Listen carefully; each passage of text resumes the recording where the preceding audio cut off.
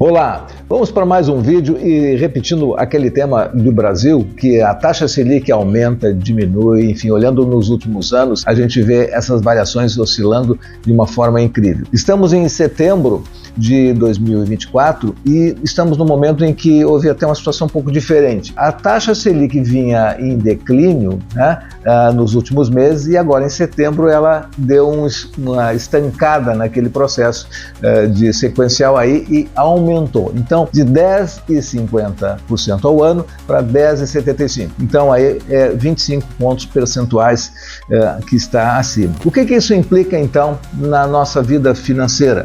O que implica no nosso trabalho, no nosso dinheiro, nos investimentos, e nos investimentos especificamente, o que isso implica em termos de Tesouro Selic, em termos de Tesouro de modo geral, em ações, a renda fixa, essas coisas todas juntas, tá? É importante saber.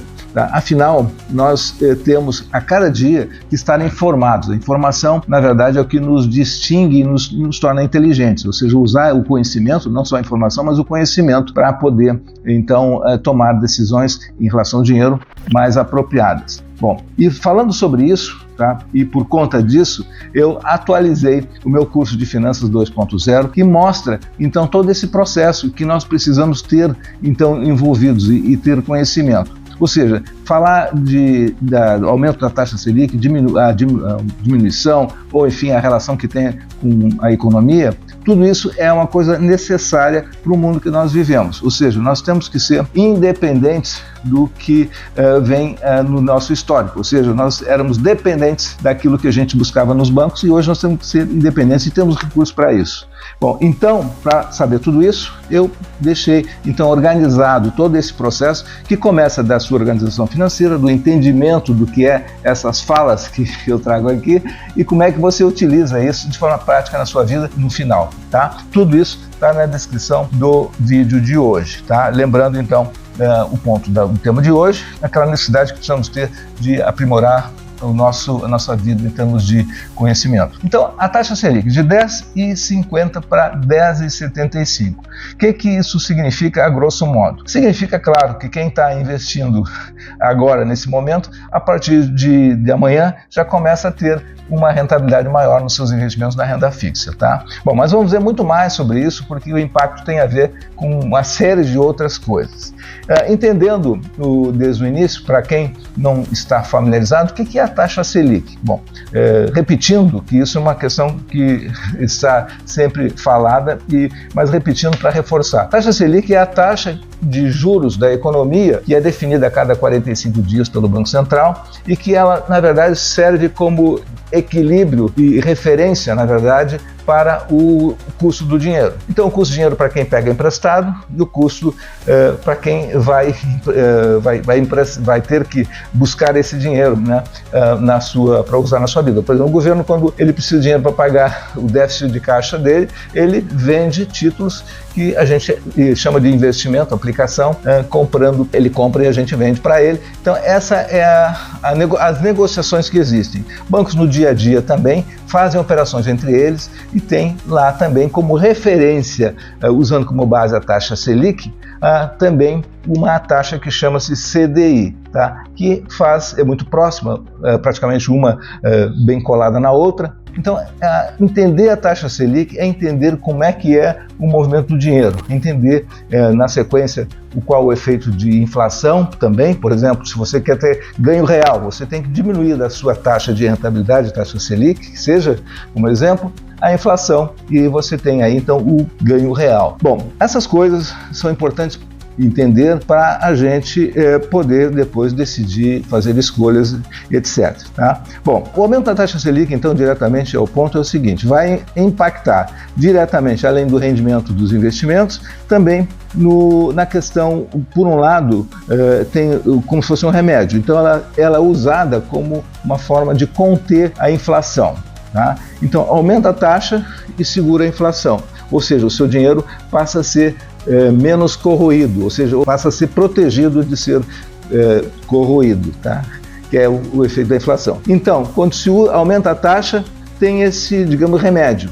Mas, por outro lado, tem um outro efeito, que é um efeito colateral, que fica mais caro também para as empresas que precisam financiar a sua atividade, e elas terminam tendo então digamos, uma contenção, ou seja, param de crescer. E parando de crescer, existe um processo na economia maior, que seria então a menor geração de dinheiro circulando, né, de produção, e isso afeta então também a todos. O ponto certo é chegar num equilíbrio entre taxa de juros e inflação adequada. Então essa é a busca que precisa ter, ou seja, não estancar a economia e também não deixar que a inflação tome conta. Bom, essa introdução toda é mais para valorizar então o entendimento sobre o que é a taxa Selic e qual é a influência que ela tem num contexto maior. Então, entendido isso, né, o que vai representar essa taxa de juros agora maior nos seus investimentos? Significa um estímulo para investimento na renda fixa, ou seja, se você já estava ganhando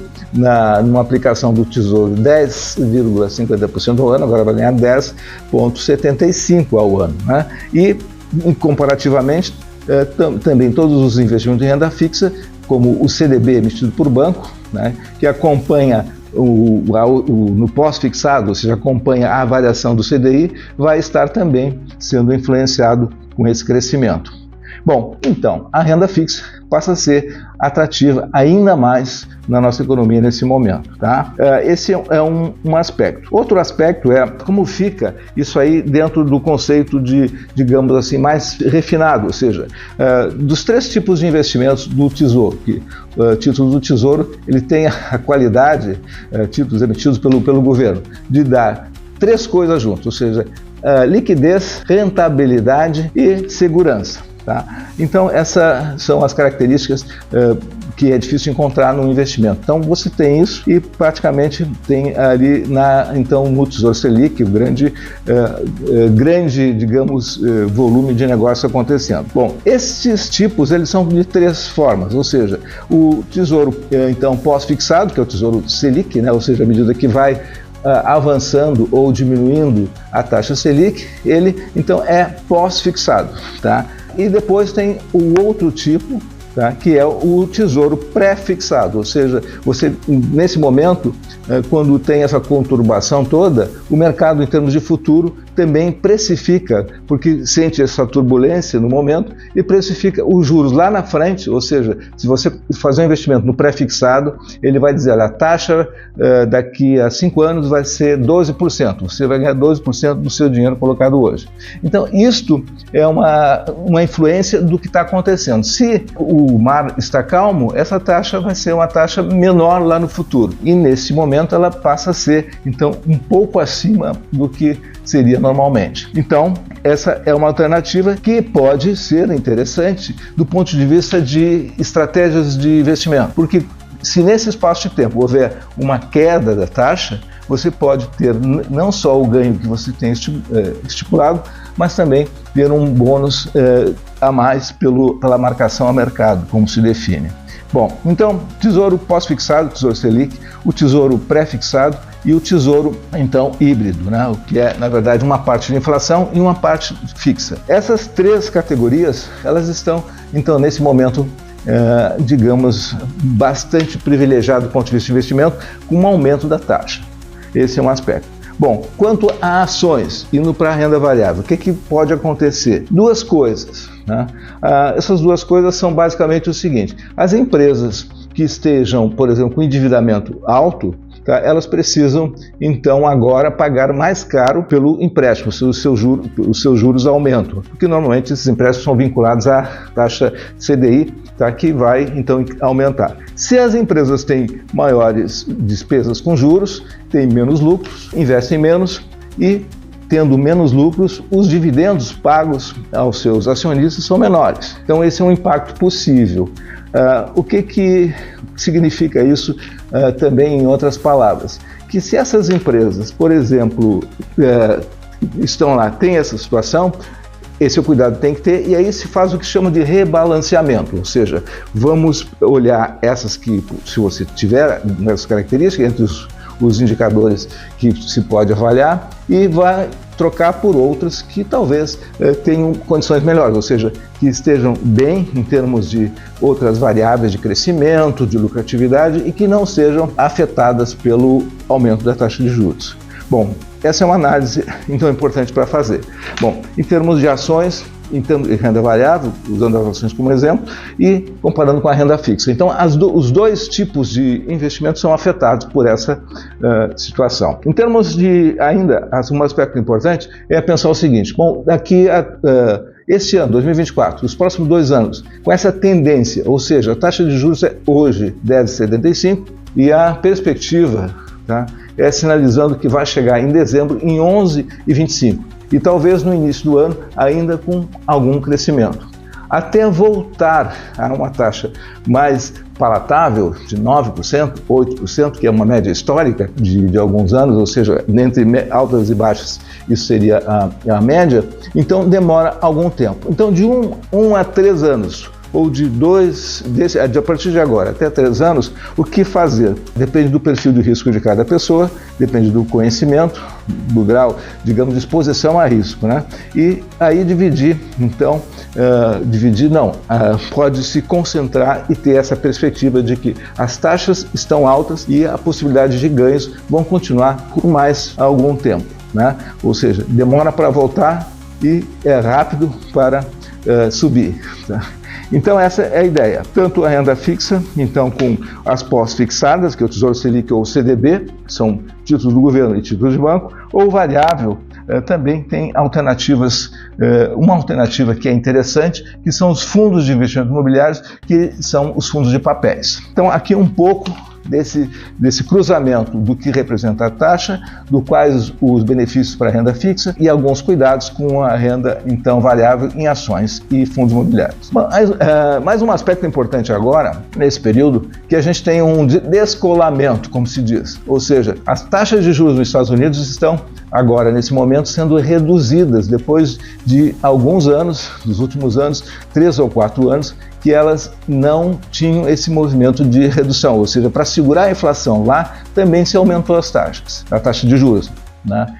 E agora, coincidentemente, nesse momento, elas estão sendo reduzidas. Então, uma economia forte com taxa de juros menor e aqui uma economia em certa turbulência, né? Ou seja, um déficit fiscal, o governo gastando mais do que arrecada e assim, essa situação torna, então, com a nossa taxa maior. Por outro lado, então, para esses investidores internacionais, pode ser interessante, então, se trazer recursos, ao invés de investir lá nos Estados Unidos, por exemplo, que a taxa de juros agora caiu, trazer o dinheiro para cá e aproveitar, então, o mercado nosso de renda fixa e também as boas oportunidades no mercado de ações das várias empresas sólidas e com qualidade que tenham hoje bons preços, ou seja, estamos, se diz assim, como dizemos, com o preço das ações descontados, ou seja, baratas. Bom, então tem esse outro reflexo desse mundo agora de aumento de taxa de juros aqui, mais o reflexo nos Estados Unidos e como é que isso termina se, digamos, desaguando no nosso mundo. E por fim, para encerrar esse vídeo, para não ser muito complexo, eu preparei aqui um pequeno resumo do que algumas das nossas corretoras aí estão sinalizando em algumas análises. E eu achei bem interessante. Então, separando, antes de concluir, em 3 perfis, os conservadores, moderados e aqueles arrojados. Então, se você é do perfil de risco, então, conservador, a ideia é o seguinte: colocar, segundo uma dessas fontes de informações sobre análise do mercado recentes, né, e bem conhecida, talvez a maior de todas, diz o seguinte: 50% dividir o seu dinheiro em 90% na renda fixa, tá, para quem é conservador, e 10% na renda variável. E desses 90% na renda fixa, 67% em investimento como o Tesouro Selic e CDBs que seguem o CDI, 67%. E 23% seria em títulos que eles estejam atrelados à inflação, ou seja, que tenha um percentual fixo e inflação. Então é bem conservador. Então tem essa distribuição, 67% pós e 23% seria então com a inflação. Bom, moderados, 70% na renda fixa e 30% na renda variável. O que é renda fixa para esse grupo aqui? Bom, seria 35%, então, outro percentual, dentro do Tesouro e CDB, Tesouro de modo geral e o CDB. E 25% em inflação, ou seja, inflação, que é o que eu falei, ou seja, uma parte fixa e uma parte de inflação. Então, 25 mais 35 seria, então, 40, 60 e 70%. E 10%, vamos de novo, 35% Tesouro e CDB, 25% de inflação e 10% pré-fixado. Isso fecha a renda fixa. E a diferença dos 30% lá em renda variável. Bom, e os arrojados, então, é 50% da renda fixa e 50% da renda variável.